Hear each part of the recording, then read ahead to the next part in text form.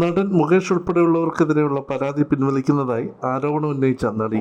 Hema committee report പുറത്തുവന്നതിന് പിന്നാലെയാണ് നടി മുകേഷ് അടക്കമുള്ളവർക്കെതിരെ രംഗത്തെത്തുന്നത്. പിന്നാലെ പരാതി നൽകുകയും കേസെടുക്കുകയും ചെയ്തു. മലയാള സിനിമയെ മാത്രമല്ല കേരള രാഷ്ട്രീയത്തെയും പിടിച്ചെടുക്കുന്നതായിരുന്നു നടിയുടെ പരാതി.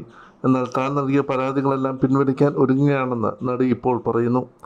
മുകേഷിന് പുറമെ ജയസൂര്യ, ഇടവേള ബാബു, മണിയമ്പിള്ള രാജു തുടങ്ങിയവർക്കെതിരെയും നടി പരാതി നൽകിയിരുന്നു.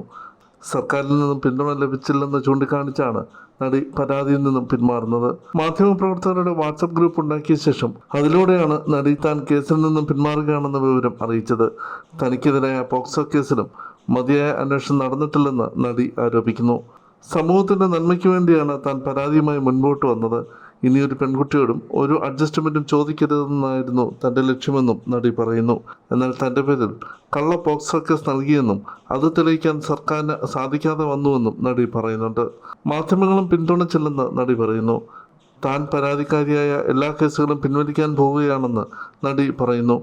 2009 നാടകമേ ഉലകം എന്ന സിനിമയുടെ സെറ്റിൽ വെച്ചാണ് മുകേഷ് അതിക്രമം നടത്തിയതെന്നായിരുന്നു നടിയുടെ ആരോപണം.